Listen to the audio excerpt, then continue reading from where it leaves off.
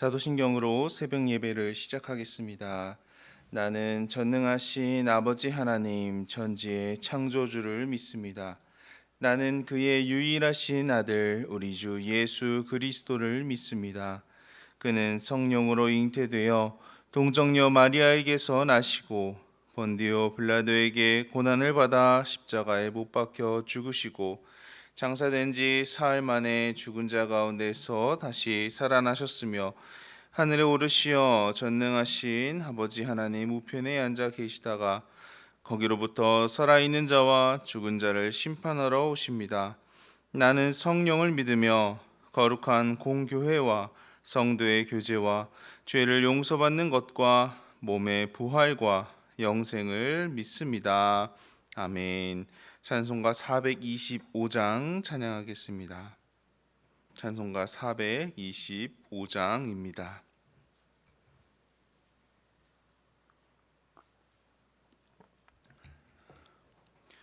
주님의 뜻을 이루소서.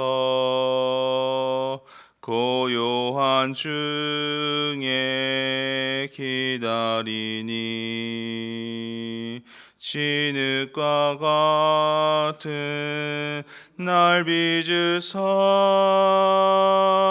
주님의 형상 만드소서. 주님의 뜻을 이루소서. 주님 발 앞에 엎드리니 나의 맘속을 살피시사 눈보다 희게 하옵소서. 주님의 뜻을 이루소서. 병들어 몸이 피곤할 때 권능의 손을 내게 펴사 강건케 하여 주옵소서. 주님의 뜻을 이루소서. 온전히 나를 주장하사 주님과 함께 동행함을 만민이 알게 하옵소서. 아멘. 이 시간 함께 기도하겠습니다. 먼저는 이 나라 대한민국이 오직 하나님만 힘으로 삼는 나라가 되도록 기도해 주시기 바랍니다. 여기까지 온 것이 모두 주님의 은혜임을 기억하며 겸손히 주의 도우심을 구하는 나라가 되어서 이 마지막 때에 하나님이 들어쓰시는 나라가 될 수 있도록 또 이 일을 위해서 우리 민족 가운데 은혜로 택함받은 자들과 깨어 기도하는 자들이 더욱 많아질 수 있도록 기도하겠습니다. 다음으로 교회를 위해서 기도하실 때에는 오늘도 우리 교회의 머리는 예수 그리스도이심을 선포하시며 주님만 다스리시고 통치하시는 교회가 될 수 있도록 육체의 소욕을 따르지 않고 성령의 인도하심을 따라 행하며 하나님의 마음을 얼음 냉수와 같이 시원케 해드리는 성도가 될 수 있도록 기도해 주시고, 특별히 여러 가지 연약함과 문제로 인해 힘들어하는 성도들이 이번 한 주간도 주님을 나의 모든 것 삼고 믿음으로 승리할 수 있도록 중보해 주시기 바랍니다. 그리고 오늘은 라오스의 이승엽 윤은아 선교사님을 위해서 기도하겠습니다. 선교사님 가족 모두가 성령 충만하여 사역에 전심으로 집중할 수 있도록 선교에 필요한 땅 구입과 모든 절차가 순조롭게 진행되어 사역이 더욱 잘 진행될 수 있도록 그레이스 스포츠 센터와 유치원 교육 선교 사역을 통해 라오스 복음화의 전진 기지가 구축될 수 있도록 나라와 민족을 위해서, 교회를 위해서, 라오스의 이승엽 윤은아 선교사님을 위해서 주님의 이름 한번 부르고 기도하겠습니다. 주여,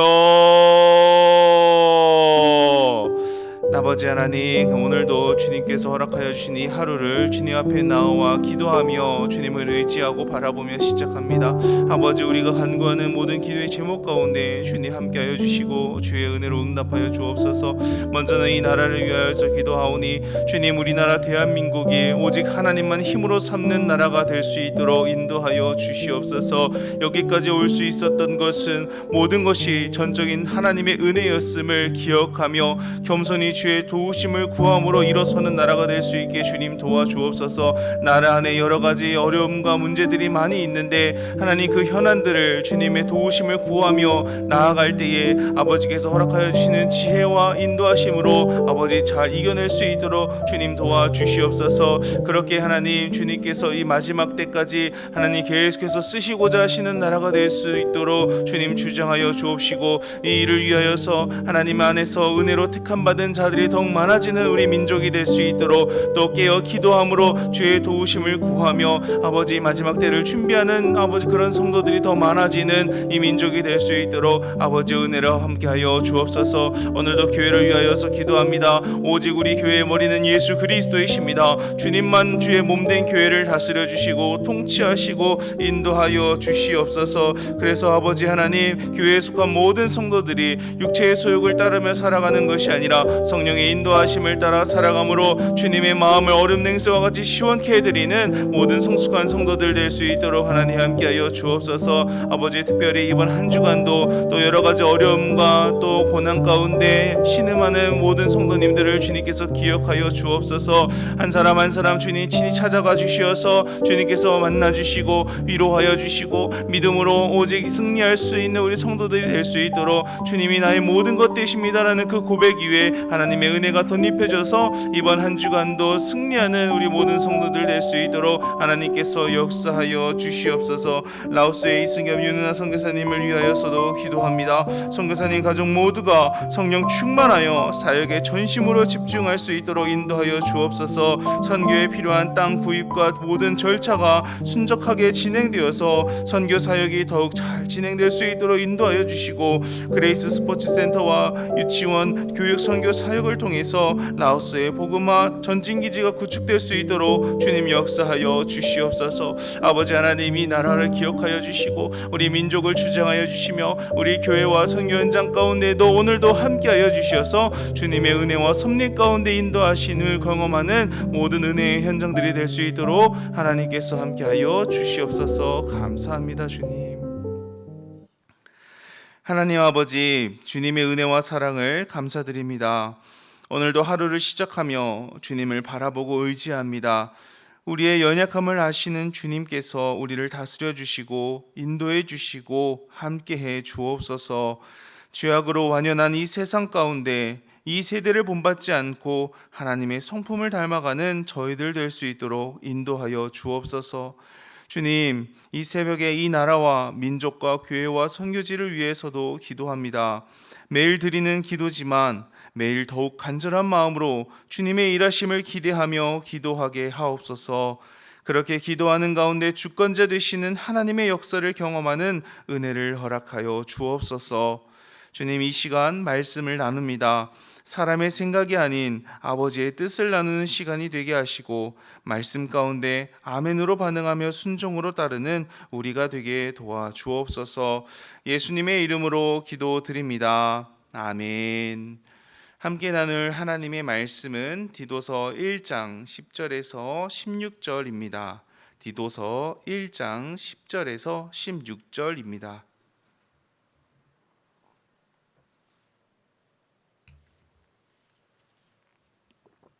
디도서 1장 10절에서 16절까지 말씀을 제가 읽겠습니다.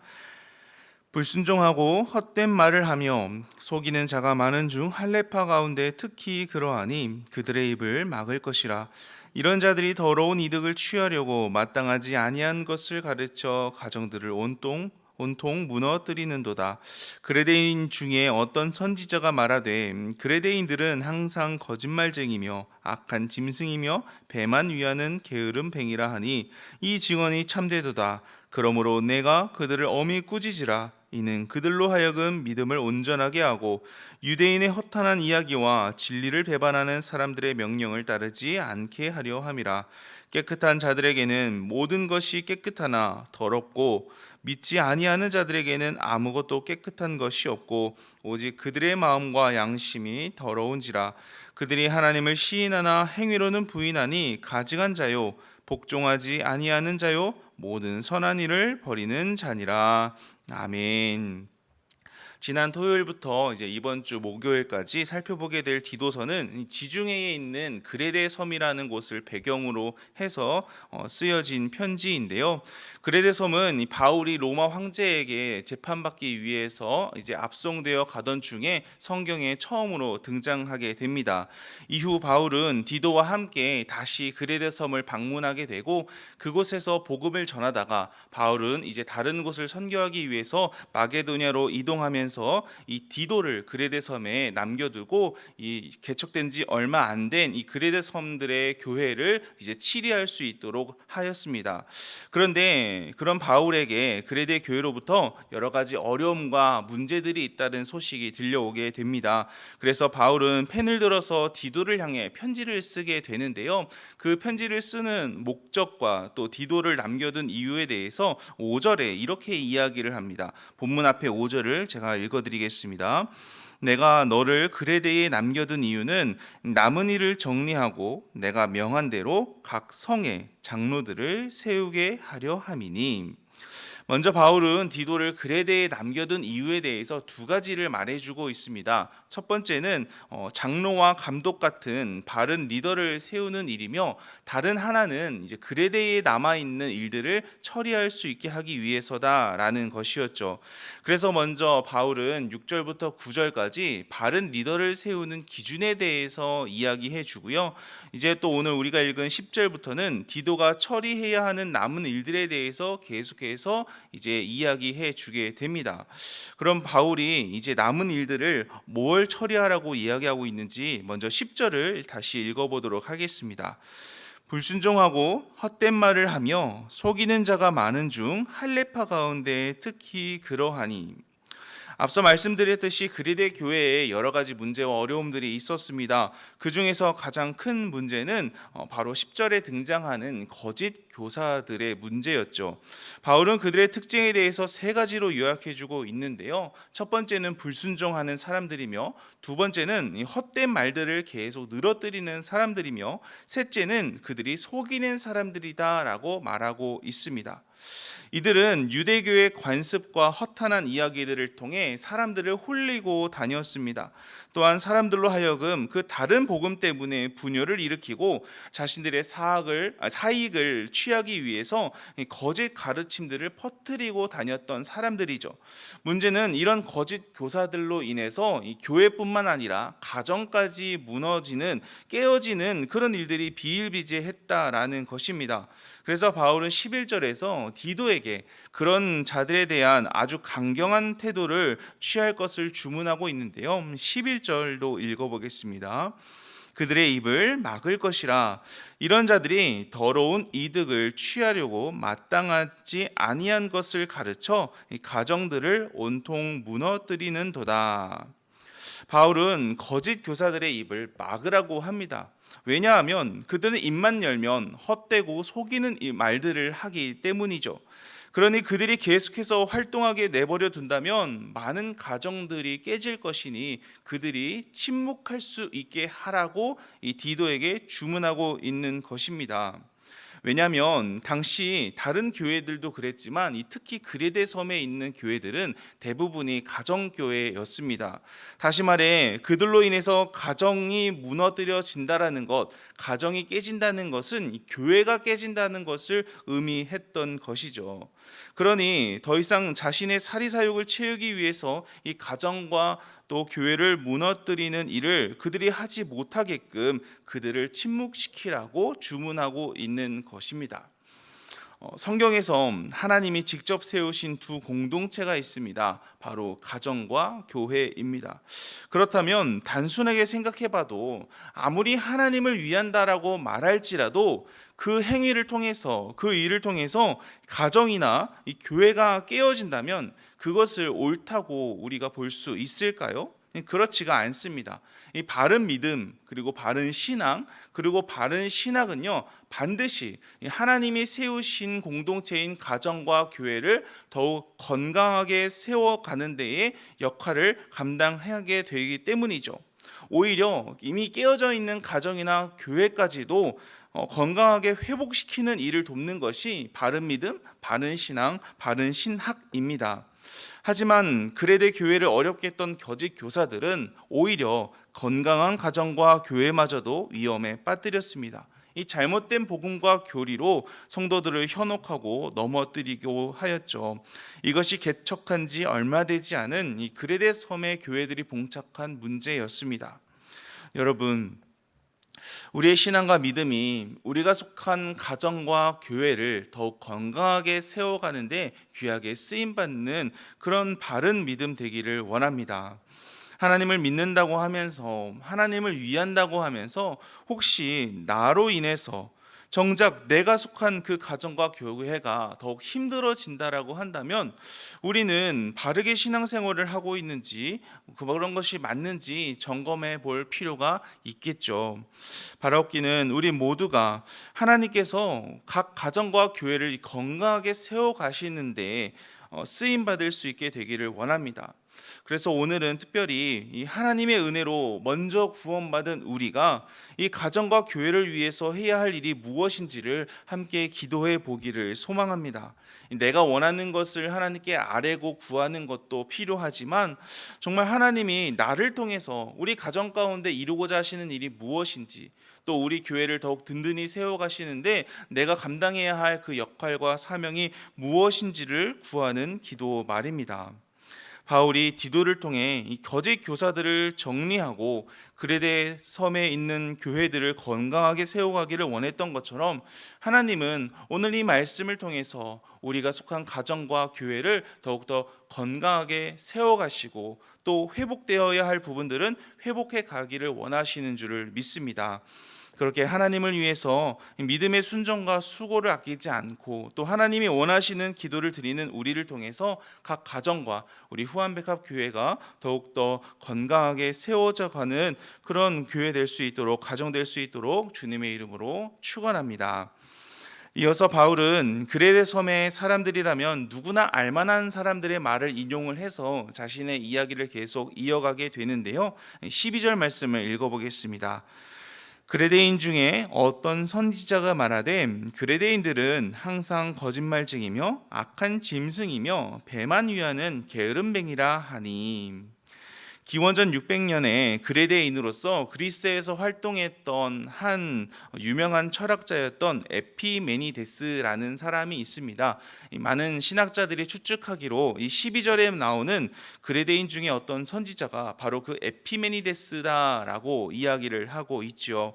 그가 말하길 그레데 섬의 사람들은 항상 거짓말하며 또 악한 짐승과도 같고 이 배만 위하는, 그러니까 자신의 이익만을 위하는 그런 탐욕스러운 자들이라고 평가를 했다고 합니다. 그런데 바울이 보기에는 이 그레데 섬의 교회를 위협하는 대적자들이 마치 그 그레데인들과 똑같다라고 평가하고 있는 것이죠. 거짓 교사들은 자신들도 그리스도인이라고 주장했습니다.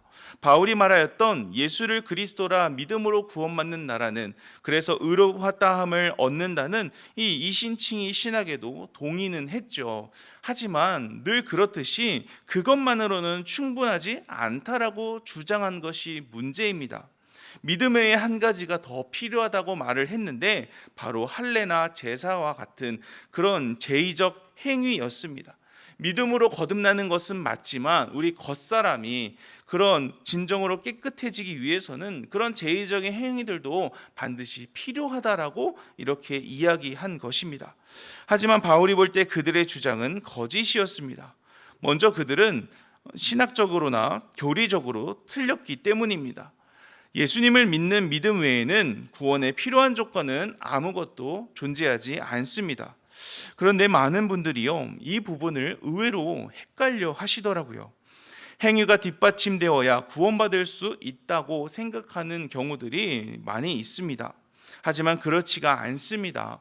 우리가 흔히 말하는 그 행위, 우리가 부족하다고 생각하는 그런 신앙의 행위나 믿음의 행위들은요, 우리가 값없이 믿음만으로도 구원받은 그 은혜에 감사함으로 하는 것이지 우리가 구원받기 위해서 하는 것이 아니다라는 것입니다. 우리가 예배를 드리고 봉사를 하고 또 교회나 또 다른 사람을 위해서 헌신하는 그 모든 경건 행위와 신앙 행위는 하나님의 은혜에 대한 감사의 마음으로 하는 것이라는 것을 우리가 헷갈려서는 안 됩니다. 그렇지 않으면요, 만약 그 행위로 구원받을 수 있는 사람을 우리가 가르게 된다면 과연 우리 중에 누가 그 하나님의 기준에 다다르는 행위를 이루어낼 수가 있겠습니까? 행위로는 하나님을 만족해 할 수 있는 사람은 아무도 없습니다. 단지 그 은혜에 감사하는 마음으로 하는 모든 것이 하나님께서 보시기에 좋다라고 우리가 그렇게 평가받을 뿐이죠. 그래서 은혜입니다. 우리의 행위로가 아닌 하나님의 사랑으로 얻은 것이기 때문입니다. 그런데 거짓 교사들은 자꾸 은혜만 얘기하는 것이 아니라 대가를 이야기합니다. 할례나 제사와 같은 행위적인 대가를 요구하고요, 심지어는 금전적인 대가까지도 요구하였죠. 결국 그들이 제사나 행위와 같은 것들을 주장하는 의도는 정말 한 영혼이 속으로도 구원받고 겉으로도 완벽한 것을 위해서 하는 것이 아니라 결국 자신의 주장이 맞다는 것을 관철시키고 또 그를 통하여서 사람들로 하여금 돈을 뜯어내기 위함이었다라고 바울은 정확하게 지적하고 있습니다. 그래서 거짓 교사들은 신학적인 부분뿐만 아니라 의도적인 부분에서도 틀렸다라는 것이죠. 그래서 바울은 그들에 대해 이렇게 이야기하는데요, 15절을 읽어보도록 하겠습니다. 깨끗한 자들에게는 모든 것이 깨끗하나 더럽고 믿지 않는 자들에게는 아무것도 깨끗한 것이 없고 오직 그들의 마음과 양심이 더러운지라. 우리는 예수 그리스도의 보혈로 모두 죄 씻음을 받았습니다. 예수님을 구원자로 영접한 순간 나의 모든 죄는 용서받고 하나님으로부터 의롭다함을 여김받게 되었죠. 그렇게 깨끗해진 우리는요, 이제 더 이상 깨끗해지기 위한 어떤 수고나 필요가 없게 되었습니다. 이미 우리는 깨끗하다 인정받았기 때문이죠. 가장 완전하신 예수님으로 깨끗해졌기 때문에 다른 의식적인 정결 행위에 기댈 필요가 없게 된 것입니다. 하지만 거짓 교사들은 아무리 너가 복음으로 깨끗해졌다고 하더라도 하나님이 정하셨던 그 제사와 제의들을 어기게 된다면 다시 더러워진다고 이야기했던 것입니다. 행위적인 그리고 외적인 정결이 필요하다고 주장한 것이죠. 그러니 바른 믿음이 없는 그들은 더더욱 깨끗해질 수가 없게 됩니다. 그래서 15절에서 더럽고 믿지 않은 자들에게는 아무것도 깨끗한 것이 없고 그들은 마음과 양심이 더럽다라고 바울이 이야기한 것이죠. 그래서 그 마음과 양심이 여전히 더러운 상태인 그들을 향해서 바울은 16절에서 이렇게 이야기합니다. 그들이 하나님을 시인하나 행위로는 부인하니 가증한 자요 복종하지 아니하는 자요 모든 선한 일을 버리는 자니라. 그들은 겉으로는 누구보다도 하나님을 위하는 사람들이었습니다.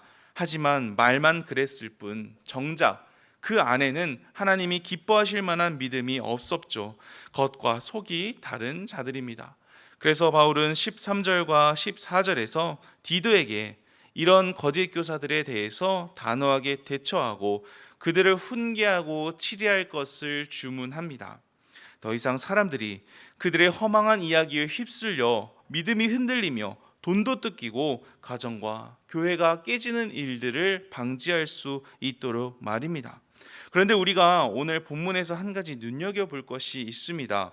바울이 그들을 책망하라고 계속 말을 하고 있는데요. 그들을 훈계하고 잘 치리할 것을 주문하고 있는데요. 그 이유가 무엇이냐라는 것이죠. 우리가 겉으로 볼 때는 가정과 교회가 깨지는 것을 막아야 하기 때문이다라고 생각할 수 있지만 우리 13절과 14절을 통해서 바울이 그들을 책망하라고 하는 말을 다시 한번 보도록 하겠습니다. 이 증언이 참되도다. 그러므로 내가 그들을 엄히 꾸짖으라.